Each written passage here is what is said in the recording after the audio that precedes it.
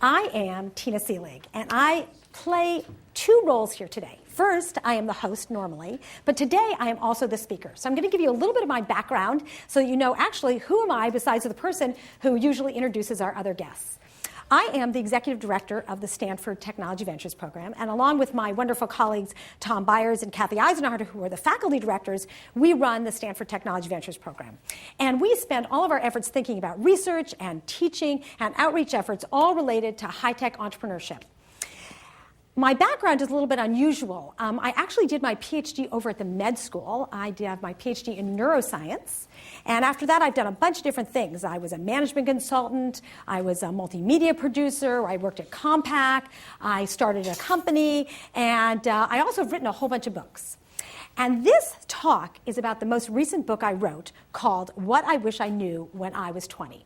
Now, there's an interesting story behind this talk because I actually gave a talk by the same name 3 years ago right here. At that point, this talk was extremely raw. It was brand new. It was just the beginning of some ideas. But what happened is the talk ended up really getting some traction. And a year ago, almost exactly a year ago, I was asked by HarperCollins to turn this talk into a book. And so over the last year, I've spent a lot of time digging into these concepts and came up with a bunch of really new and interesting stories, and in fact, changed my point of view on some of these ideas. So I'm going to tell you a little bit about what's inside this book and invite you at the end to ask whatever questions you might have. Okay, so as part of my role at STVP, I have the incredible honor of teaching a course on creativity and innovation. In fact, I see some of my students in the room. And the entire overarching theme of this class is that all problems are opportunities. The bigger the problem, the bigger the opportunity. In fact, anyone in my class would probably be able to recite that in their sleep, right? Any problem is an opportunity. The bigger the problem, the bigger the opportunity. And what I do is I give students problems. They start out as really small problems, and over the course of the quarter, they get bigger and bigger and bigger until finally they just get extremely comfortable taking on challenges and looking at them through the lens of possibilities. Now, don't just listen to me. I mean, why should you listen to me telling you that problems are opportunities? This is something that is embraced by the entire venture capital community and the whole entrepreneurial community. In fact, I'm going to play you a video clip that I play all the time. It's one of my favorites. It's by Vinod Khosla. Do you guys know who Vinod Khosla is? Who is he?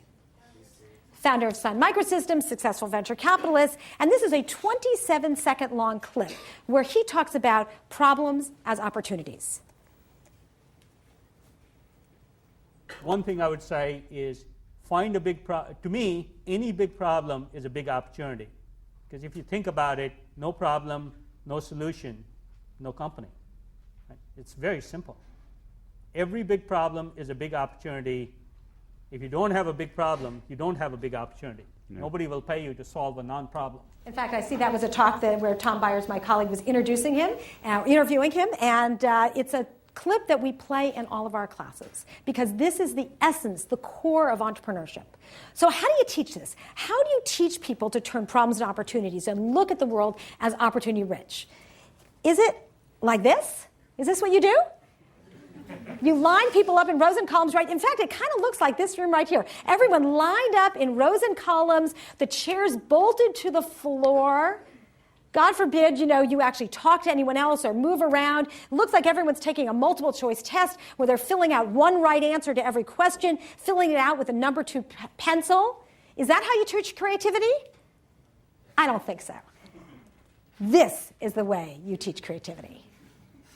You get people out of their comfort zone. You get them jumping off of perfectly good cliffs. You get them to feel it in their gut.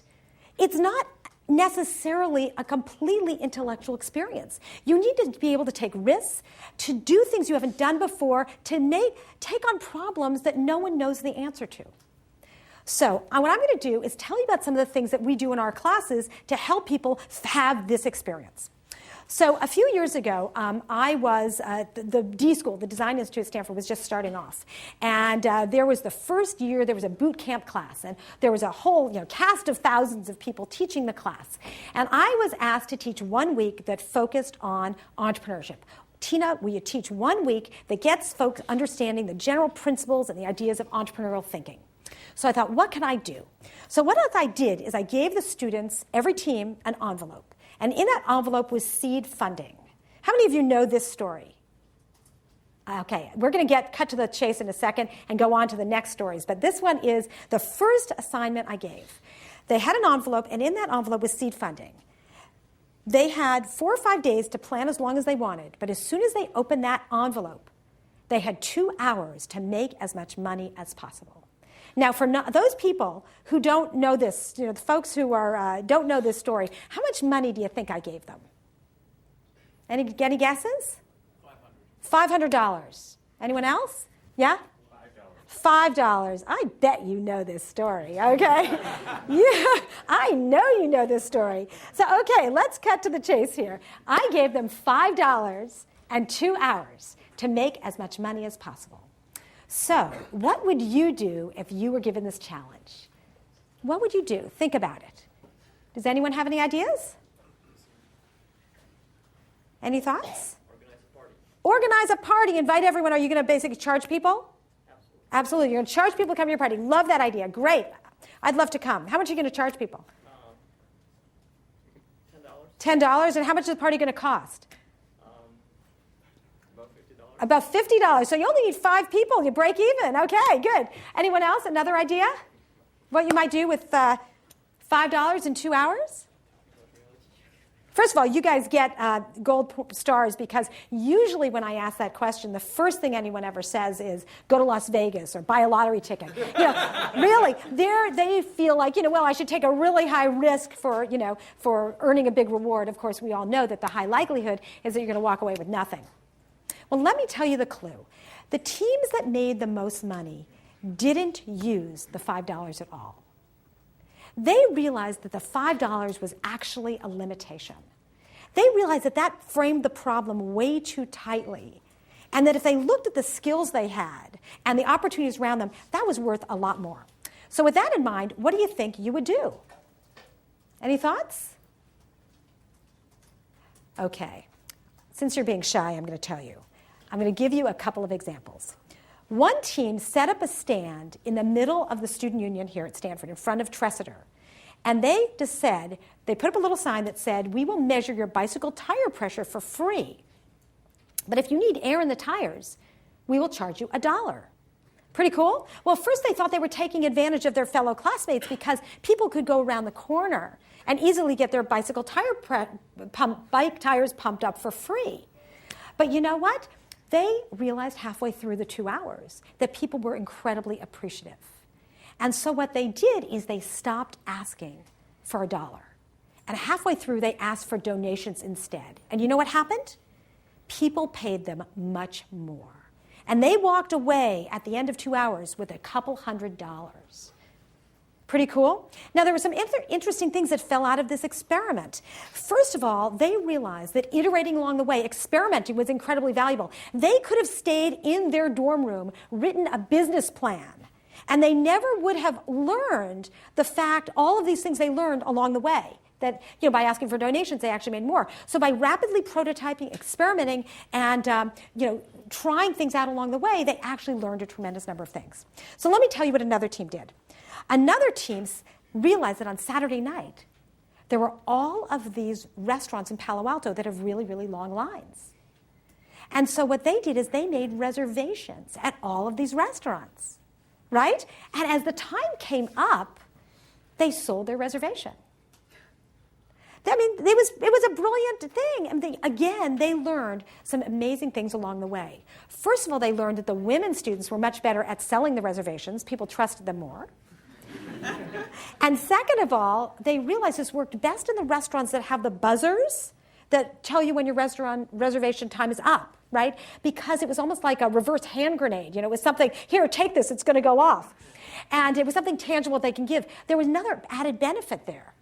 Because once they gave someone this buzzer, they got that buzzer in return. And they now could trade that one and sell that one later in the evening. Pretty cool?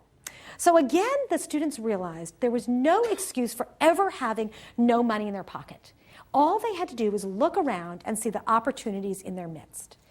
But I have to tell you, the team that made the most money completely challenged all the assumptions. They realized that the most valuable thing they had was not the $5 and was not the 2 hours. The most valuable thing they had was their 3-minute presentation time in class, which they sold to a company that wanted to recruit those students. Pretty amazing? It was brilliant. And again, the lesson here is that so often we frame problems way too tightly. And if we keep unpacking them and unpacking them, we realize, A, that we have resources that are much larger and more valuable than we even imagined. But we also realize that our own skills that we have and the opportunities around us are bigger than we even thought at the beginning. So this was a great experiment, and I was delighted with the outcome. In fact, I always like to give experiments and class assignments where I don't know what the students are going to do, because they always do much more than I ever imagined. But at the end of this project, I felt a little bit uncomfortable. Because I felt as though I was communicating to these students that value is measured only in terms of money. And we certainly know that that is not the case, right? Value is measured in lots of different ways. So the next quarter in my creativity class, I gave this assignment again. But instead of giving the students $5, I gave them a handful of paper clips. I was inspired by the guy. You guys know the story of the guy who had one red paperclip and traded up for a house? How many of you know about the red paperclip guy? Okay. For those who don't know about it, this was a guy a couple of years ago who decided he really, really, really wanted a house, and all he had was one red paperclip.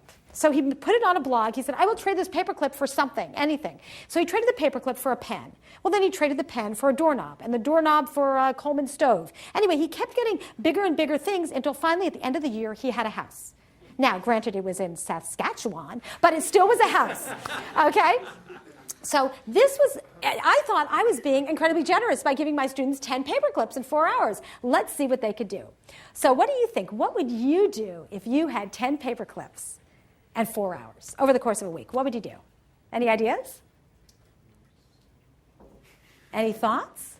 Anyone from my creativity class? Okay, well, let me show you what one of the teams did. And I'm going to ask the folks in the back to turn down the lights. Okay.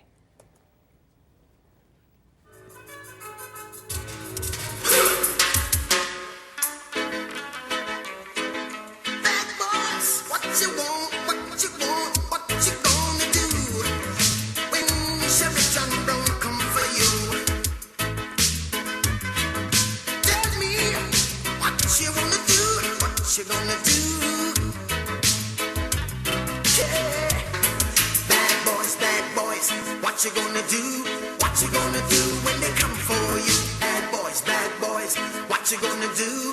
What you gonna do when they come for you?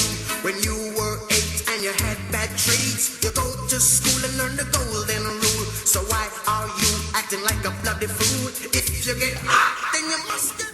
Okay. For those of you listening to the podcast, this was a video of students breaking into a dorm room, or actually a fraternity, and stealing tons and tons of things and walking away with $23,000. You can imagine my reaction. I was lying on the floor in the classroom. I kid you not. And I said, I used to like this job. I really, really, really liked my job. Until the students said, just kidding.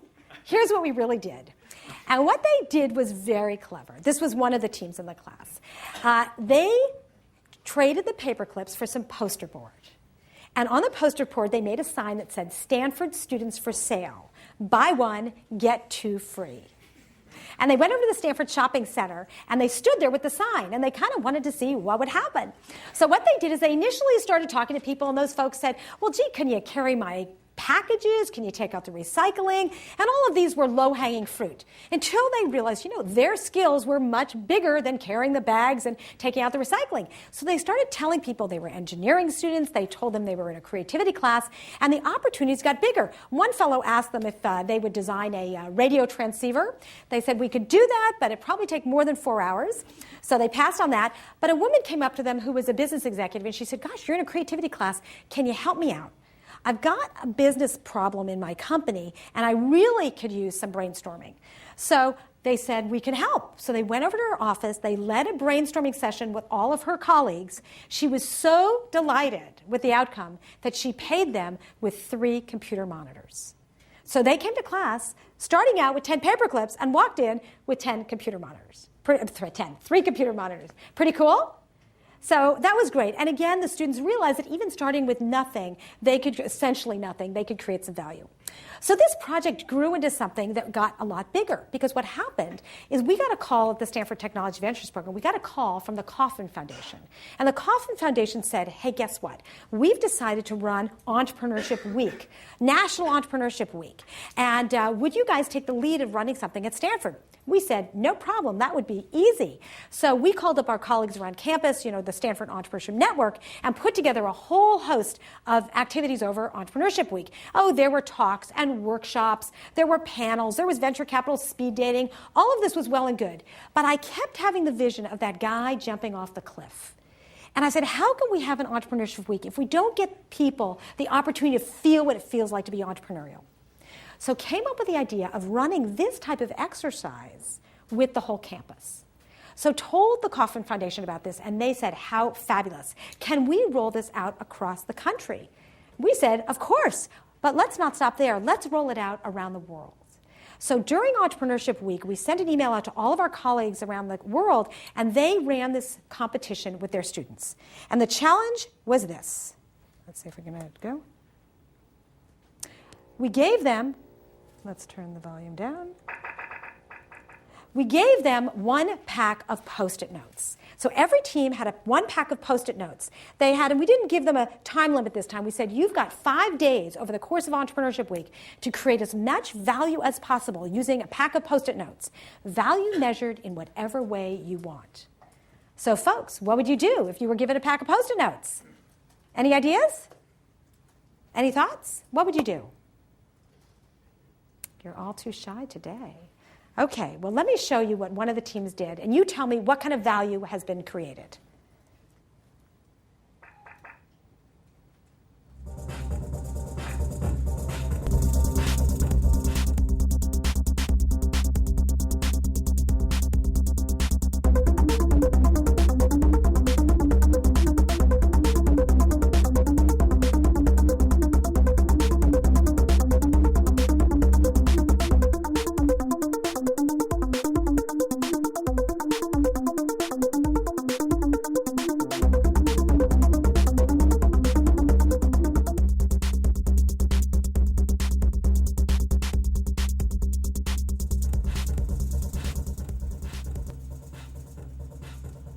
Pretty cool. For those listening to the podcast, this was a little infomercial showing all the appliances in a dorm room, and it says it took us 23 hours to make this video. It takes 1 second to unplug an appliance.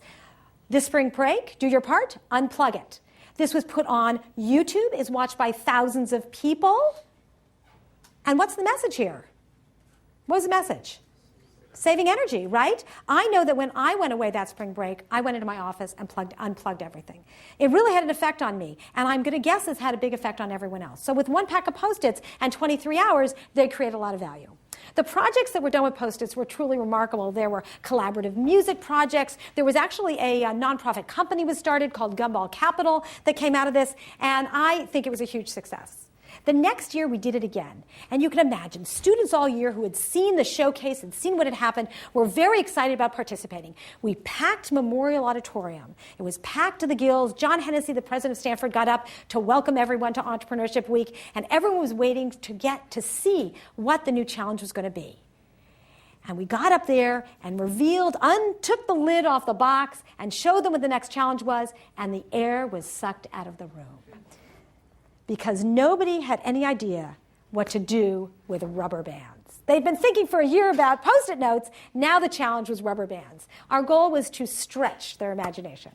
So what would you guys, it kind of worked, right? What would you guys do if you had a handful, actually as many as you want? We gave them whatever size they wanted, whatever color, whatever shape, as many rubber bands as they wanted. What would you do?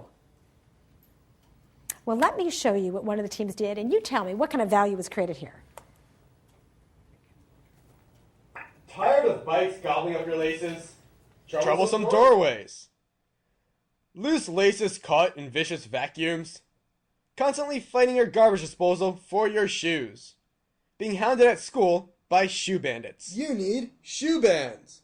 With our revolutionary technology, you'll never worry about shoelaces getting untied again. Shoe bands will make you more stylish, lose 10 pounds instantly, and will save baby penguins from global warming. Everybody loves them. 50 years of R&D, utilizing Six Sigma, lean production, and other buzzword processes went into the development of shoe bands. Procured from pencil erasers, our rubber is vulcanized twice to remove bad karma. Here's what our customers have to say. As an athlete, I need my shoes to stay on. Velcro provides some security, but to really get the job done, I use my shoe bands.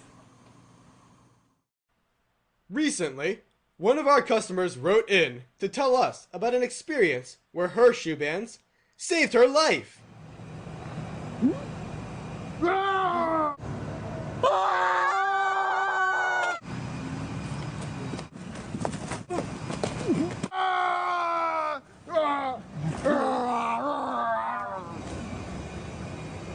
Should have worn shoe bands.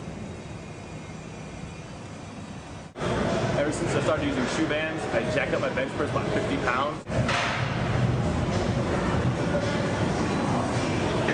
Sometimes I use double band. Sometimes I double banded. Hello, I'm the founder of Shoe Bands Incorporated. But not only am I the CEO, I'm also an avid and dedicated customer.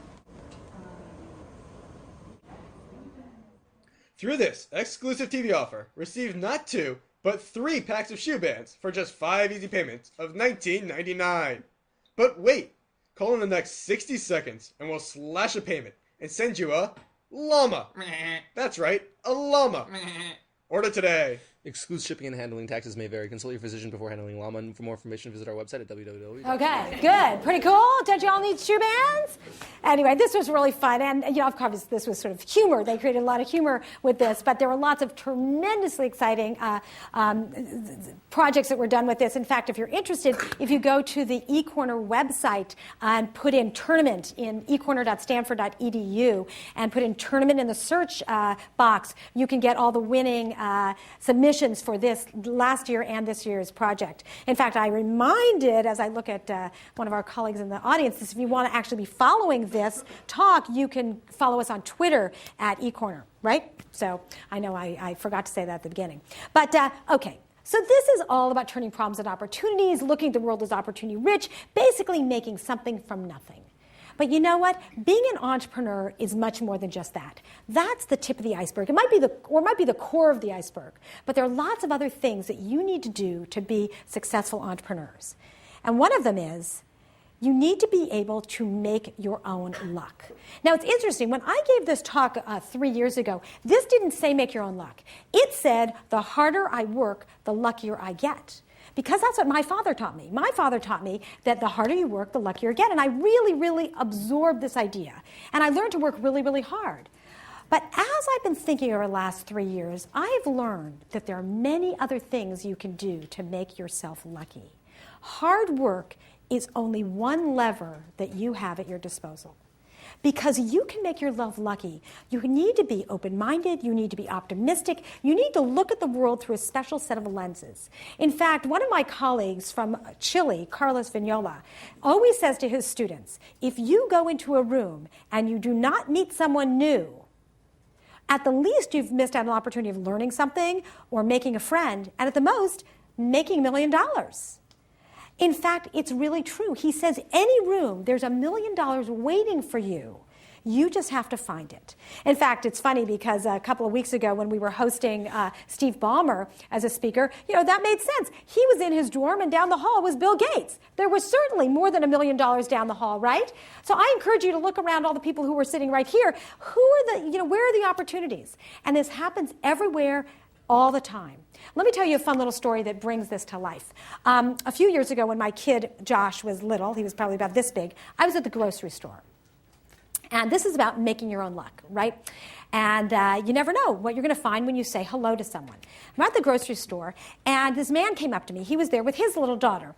And we were walking down the frozen food aisle, and he had a can of lemonade. And he said, can you explain to me how to make this lemonade? Now, he had an accent. He wasn't from the area, and he certainly didn't know that, put 3 cans of water in with the concentrated lemon juice. So I explained it to him. But that wasn't the end of the conversation, because for most people, though, they'd say, thank you very much, you're welcome, and that's the end.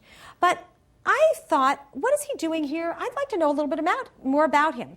So when I got in line at the checkout stand, there were several choices, and I got in line behind him. I was not stalking him. I just was sort of curious. And in fact, that's the point. It's about being curious. Okay? So I started chatting, and I said, gee, you seem like you're new in town. What are you doing here? So at first he was a little bit, cautious, like, why are you asking me this? But I was very friendly and nice. And he said, well, I'm here. I'm from Chile. I'm from Santiago, and I'm going to be taking over my family's business. And I am here in Silicon Valley for a while to learn about entrepreneurship and innovation. I said, that's so great. I actually work at Stanford and I'm involved with this program where we teach people about entrepreneurship and innovation, and I'd be happy to help you out. So here's my card. If I can be helpful in any way, feel free to give me a call. So he gave me a call or sent me an email, and I introduced him to a few people who might be helpful. I had some friends who were from Chile who I got him connected to. He ended up bringing an entourage of people to the area who knew. He brought the president of the country and 2,500 other people. But, he was a really nice guy, and I just was helpful. A few years later, I ended up finding myself down in Chile. I went down, we were running a conference there, a roundtable on entrepreneurship education, and I was there with a couple of my colleagues. You might know them, Deborah Dunn and Randy Commissar were there with me. And I called up, his name was Eduardo, and I sent him an email and I said, Eduardo, I'm going to be down in Santiago. Can we get together for a cup of coffee? Would that work for you? He said that would be great. But as the time came up, he sent me another message, said, I'm too busy, I just can't make it. But do me a favor, go to this building, there's an office building in the middle of the city, go there, bring a couple colleagues, and that's why I mentioned Deborah and Randy, because they came along with me. And he says, I've got a treat for you. So we went there, we got met by one of his colleagues who took us up to the roof of the building. We were picked up by his family's helicopter, flown over the city, taken up to his family's ski resort, and back down to the city. And that's what it's all about. I have to no, the point is, here's the deal. Being an entrepreneur and making your own luck is not about turning lemons into lemonade. It's about turning lemonade into helicopters. Okay? It worked, right? I start with the lemonade, we get the helicopter. And that's the point, is that you can make amazing things happen. It's not just turning problems into opportunities, it's making really amazing things happen. So let's go on to the next thing that entrepreneurs can do to make themselves successful. They need to know how to fail fast and frequently. Okay? The fact is, as many of my colleagues say, if you're not failing sometimes, you're not taking enough risks. In fact, failure is the secret sauce of Silicon Valley. If you look at the number of ventures that get funded and the numbers that are successful, then you have to conclude that venture capitalists actually invest in failures. And in fact, it's clear that the ratio between our successes and our failures are actually pretty stable. So if you want more successes, you're going to have to put up with more failures. In fact, in my class, I usually have my students make failure resumes. This is a resume of their biggest screw-ups, personal, professional, and academic. And the idea is it is okay to fail as long as you learn something from it. Listen, I put myself out there all the time, so I have many opportunities to learn how to fail gracefully. And I have to tell you, you get better at it. And this is a really important part of being an entrepreneur, is being willing to put yourself out there. I was thinking about, as we talked about Twitter, following us on Twitter, well, think about it. Ev Williams started Blogger, which was a success. Then he started Odeo, which failed. And then he went on to start Twitter, which is a huge success. If he had stopped after the failure saying, forget it, I'm done, we never would end up having the next success. So you need to be able to put yourself in a position where you're willing to try and try again.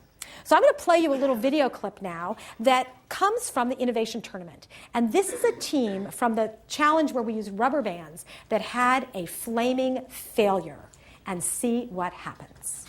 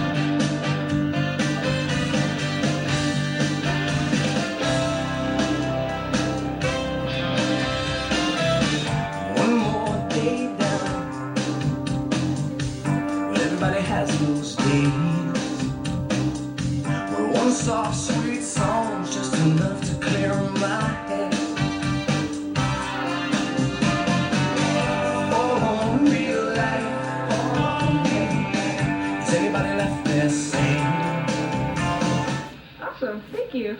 And we slide all over and accept fate. There's bound to be a powerful thing. And it's just a joke, can we talk about it? It's getting so damn creepy, just nursing this ghost of a chance. The fiction, the romance, the technicolor dreams. Black and white people.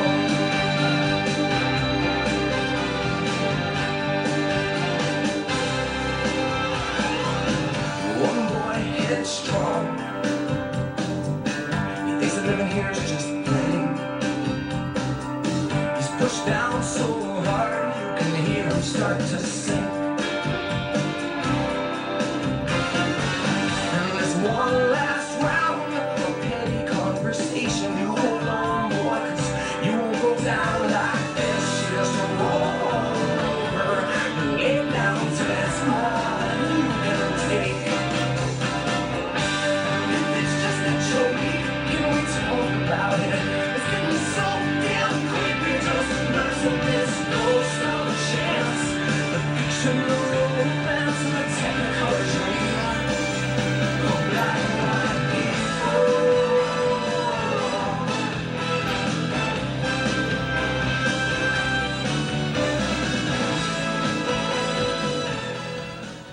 So for those people who were listening and couldn't see that, this was a team who tried to try to make a wishing tree where people posted all their wishes on a tree, and it failed miserably. They tried everything they could think of, and at the end they said, you know what? Celebrate entrepreneurship, celebrate ideas, celebrate failure. But here is the punchline, and the most important part of this. This team here is made up of the biodesign fellows. These are students, these are folks from the med school, from the business school, and the engineering school who spent a year shadowing doctors, identifying opportunities, coming up with new inventions, and eventually putting together a business plan. This team that failed at this won first place in the Stanford business plan competition. And that never would have happened had they not had this attitude. If they had not known that they had to fail many, many times along the way before they came up with something that was a big, grand success. So let's move on to another concept. And that concept is, don't wait to be anointed. We all think that when we go into organizations, we are waiting for people to tell us what we are to do, right? We look for jobs, we wait for people to give us our assignments. But you know what? In most organizations, there are endless other opportunities waiting there for you to turn into something wonderful. In fact, I realized the other day that when you get a job, you aren't getting that job. You are getting the key to the building. And as soon as you're in that building, it's up to you to figure out all the other things you can do. And in fact, if you look at people who have really been successful, that is what they've done. They haven't waited for other people to anoint them, for other people to tell them what to do. It's funny because this happened in my own life. Years ago, when I started my first company, it was 1991, and I'd written my first book, and I said, you've got to be kidding, there's got to be a better way to market books. So I decided to start a company called Book Browser that was a multimedia system to try to match books with buyers. And this was before the web. It was a kiosk-based system, and I pulled together all the ideas, and I put together a team, and I printed up business cards that said, Tina L. Seelig, President. And I showed them to my dad, and my dad looked at me and said, you got to be kidding. You can't just call yourself president. Now, he had been a very, very successful multinational corporate executive and had risen up for the ranks from being an individual contributor, an engineer, and every couple of years getting a promotion, a promotion, a promotion, a promotion. So he looked at me as this little kid and said, you can't just call yourself president. And I realized that was what entrepreneurs do. Entrepreneurs make their own business cards. They're the ones who are willing to build the ladder below them, as opposed to waiting for someone to put the ladder up in front of them. And this doesn't just happen in starting a company. It's something that happens in any organization that you can be part of. And I'm going to play you a video clip that again came from the Innovation Tournament. This is the one with the rubber bands. And this is a team that captured the essence of the difference between that little switch between doing nothing and doing something. And how important it is if you just give yourself permission to take on challenges, you will do amazing things. So watch this.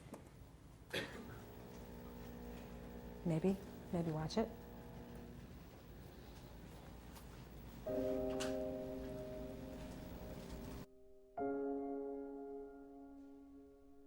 worked out for the first time in weeks. I kissed my wife deeply with joy. I finally took my chubby butt to the gym. I carried a package for someone who was overburdened. I said thank you more often. I mustered up the courage to ask my crush out. I spoke with my dear friend on the phone for an hour and a half. I am so glad to reconnect with her. True friends are treasures in life. Let us tell you about how these work. Okay. These bands here, so we could try to rally everyone behind one cause, but we're not necessarily going to get people to agree with us. The Do Band is based on two insights we had. One, you can't force someone to agree with your cause. Without buy-in, nothing real is going to happen. Two, everyone has their own cause, something they should do, they want to do, but they just never get to it. And this is what we're after. We want to get people over their block and get them to do it. Enter the Do Band. The Do Band has a simple set of rules. 1. Put it on with a promise, and don't take it off until you've fulfilled it. 2. Record your success online. Share your story. 3. Pass it on. Every Do Band comes with a serial number. When you record your success, you can see what else your band has inspired. Each Do Band creates a chain of successes, and that's just one Do Band. With many Do Bands, it grows even quicker. And with the addition of the virtual Do Band, the numbers multiply astoundingly fast. dobands.blogspot.com. What's happening with your Do Band? Oh, I actually passed it off. The Do Band creates value by appealing to our inner desires. Done. In just 36 hours, we created social value, health value, entertainment value, and political value, to name a few. We may not have collected $500, but Do Bands kicked off a new summer camp, initiated tons of phone calls to mothers, inspired compliments and apologies, healthy eating, and many other personal contributions to the greater good. These little things add up, and success is infectious. And one more thing. Actually, people did donate over $500 to the charities that they chose. And this is only the beginning. Imagine it.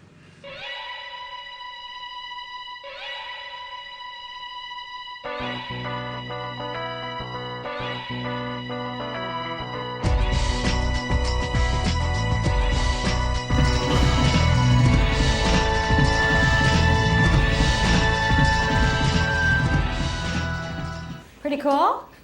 In fact, it's wonderful because a bunch of people around the world have seen this, and other schools around the world have actually started doing this. Students have taken on this project and started passing around Do Bands and websites, and it's quite amazing the number of things that have been inspired just by this project.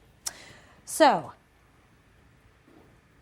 I want to end with the last theme, and that is never miss an opportunity to be fabulous.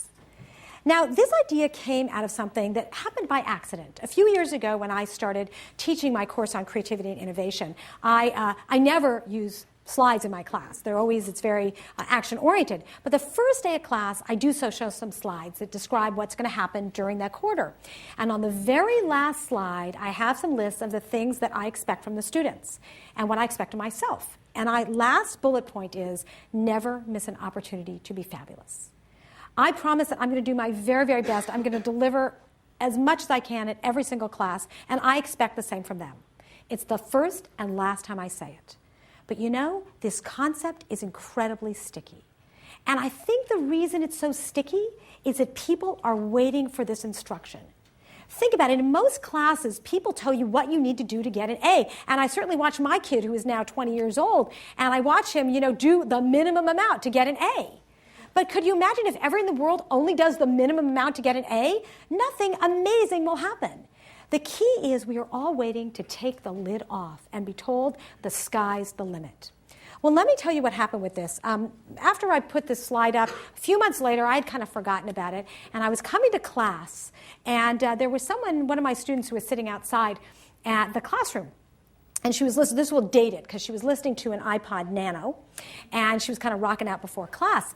And I said to her, boy, Becky, I've never seen an iPod Nano before. Can I take a look at it? She said, sure. So she unplugged it and handed it to me. And apparently, when you order one online, you can have it engraved with whatever you want. Some people, put their email address or their phone number in case it's lost. She turned it over, and what do you think was engraved on the back? Never miss an opportunity to be fabulous. This is what she wanted to look at every single day. And I think that's what we all want to look at, and especially when you're an entrepreneur. Every single day you're faced with challenges, and every day you have to find an opportunity to be fabulous in your way that you solve problems, in the way you approach organizational issues, in the way that you deal with everything that comes your way. So I'm going to end with a video clip that comes from a movie that was made about the Innovation Tournament. What happened is, when I told you at the beginning, the Kauffman Foundation was enthusiastic about us rolling this out across the country and around the world. Well, they had a professional film crew that was capturing this. And they decided that they wanted to see what was going to happen with the Innovation Tournament. So they put film crews around the world. They were in Japan, they were in Australia, they were in India, they were in Ecuador, they were in Thailand, they were in the US. And this is a trailer of the movie they made. The movie's called Imagine It. And this is the trailer of the movie they made about the project with Post-it notes. I think you'll recognize some of the folks in the movie. Imagine the future the way you'd like to see it. If you can imagine it, then it can be. Go to the problem and imagine a world where that problem has been removed, and then say, well, how many steps are there from this world to that world? Imagining a new future, a new path, a new direction. If you have the power to imagine it, you have the power to change the world. Imagine a more perfect world than the one we live in, and then to actually engage in making that happen. I believe I can fly. I believe I can touch the sky. I think about it every night and day. Spread my wings and fly away. I believe I can soar. See me running through that open door. I believe I can. People think that pressure is that, but pressure in a very short period of time can be very stimulating. It taps into the rawest level of their creativity. It puts down the gauntlet of challenge and inspiration. Sometimes silence can seem so loud. There are miracles in life I must. You never have infinite resources, and you're given this constraint, and in this constraint it's Post-it pads. We define the value of our project as innovating outside of the box. And the box here, it's actually Post-it note. I believe I can fly. I believe I can touch the sky. I think about it every night and day. Spread my wings and fly away. I believe I can soar. See me running through that open door. Our grand total came out to over $3,300. I believe I can fly high. 'Cause I believe that Entrepreneurship is an extreme sport. You gotta get out and do it. This is an important way to progress in life. It's an experiment in focus. I bet you'll be blown away. I believe I can fly. I believe I can touch the sky. I think about it every night and day. Spread my wings and fly away. I believe I can soar. See me running through that open door. I believe I can fly. I believe I can fly. I believe I can fly. I believe I can fly. Imagine it. Imagine it. Imagine it.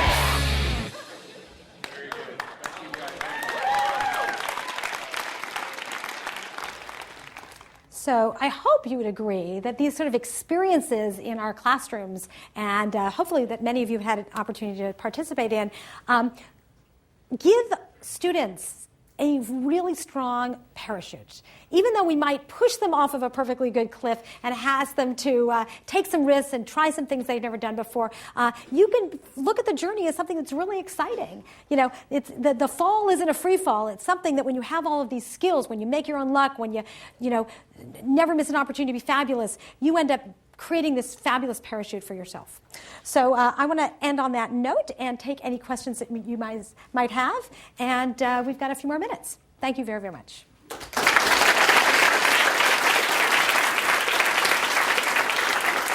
So, any questions, thoughts? No? Everyone's shy? Okay. Nobody? Yes?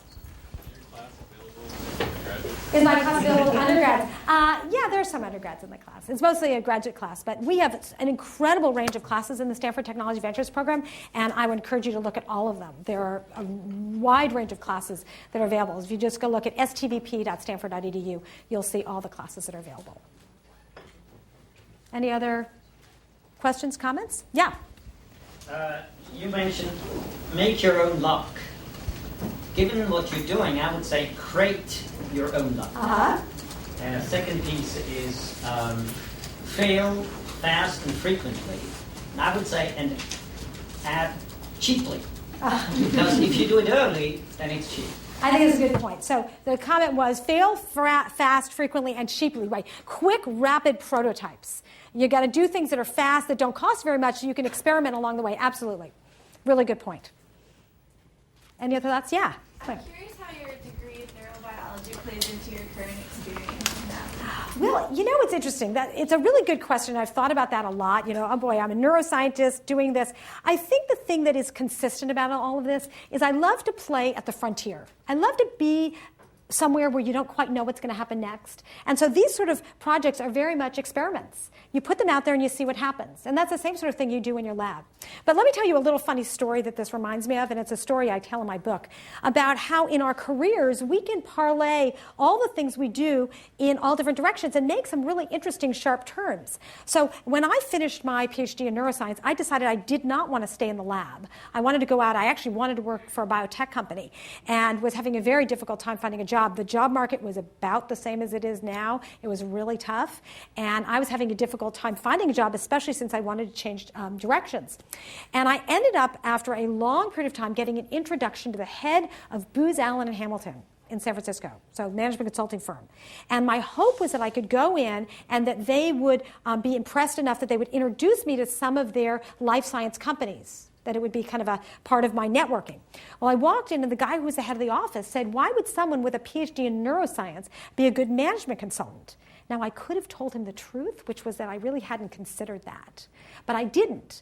And I thought quickly, and I said, well, gee, doing neuroscience research, doing brain research, and doing management consulting is exactly the same skill set. And he said, oh, really? Tell me more. And I said, yes, well, and think about it, gang. Listen, I said, you need to figure out what the burning questions are. You need to figure out how you're going to get the data to answer these questions. You need to go and gather the data. You need to analyze the data. You need to figure out how to present it in some compelling way. And then you need to figure out what the next burning questions are. And I walked out at the end of the day with a job offer. So I think, you know, the fact is learning how to learn, learning how to think, learning how to ask questions, and learning how to work in situations where there's uncertainty. You know, when you're a scientist, you are in a situation where things are uncertain. And that's, as an entrepreneur, it's the same. You're working in a situation where it's not clear, you don't have all the information, and you need to make decisions without complete information. Yeah? As an entrepreneur, how would you choose your team, and what would be the points you would look at? Wow, how would you choose your team? You know, I think as all of our students who come out of our classes would say, that is basically the most important thing, is being surrounded by the very best people. And I think one of the things that students here have that's a huge asset is all the folks who are here in school with them. And I would go out of my way to get to know as many people as I could and get to see them in lots of different situations. Because often you hire someone and it's not until, you know, it's kind of like you hire someone, it's like getting married, you know, and yet you would never get married to someone after just, you know, interviewing them for a few hours, would you? But so I would get it as many ways as possible to learn who they are, to get to see them in different situations, so I could pick someone who's really a good match. Yeah. How did you make the jump to entrepreneurship? Because, I mean, there's a lot of fears, a lot of obstacles. So, like, how did you overcome them? Like, was there one specific event in your life or some person you talked to? Well, you know, so the question is, how did I jump to entrepreneurship? Now, I started this company in 1991. I really didn't know what I was doing. And I wish I had been through the programs that we teach here. The outcomes would have been really different if I actually knew what I was doing. But I had a lot of gumption, a lot of chutzpah, and I figured I could figure it out. And I was extremely motivated by solving a problem. And I think that's the thing that really helps entrepreneurs. If there's a problem, I was an author, and I said, you have to be kidding. There's got to be a better way to market books. I mean, how many of you in the room have written books? Okay. Okay, I talk to these folks. They will tell you, you write a book and the publisher leaves it on the doorstep to see if anybody finds it. I said, whenever I was out talking to people, my audience was enthusiastic and they would buy a lot of books. But when I wasn't there, nobody was buying. In fact, my first book was on the chemistry of cooking. Okay, don't ask. Okay. It was called The Epicurean Laboratory. It was on the chemistry of cooking. Well, the bookstores would put it in the cooking section, but it was really a science book. Okay, and I was motivated to write that book because I knew in great depth what was happening in my lab, but not in my kitchen. I made a list of all the questions I had, and it turned into a book because I couldn't find the answers. Again, it's always about turning problems into opportunities, and that was the problem. Is I said, you got to be kidding. There should be a product that when I go to a bookstore, I can look at books by title, by author, by subject, links to other books of interest. I mean, isn't it crazy the books are listed alphabetically by author? That's not how people look for books. And so the fact is that's what motivated me, is trying to solve a problem, a big problem. Amazon solved it better. Any other questions? Okay, well, thank you so much. The bookstore, Stanford Bookstore, was nice enough to bring over some books. So if anyone is actually interested and cannot bear the thought of leaving here without a book, they're outside, and I will be happy to sign any that you guys want to buy. Thank you so much.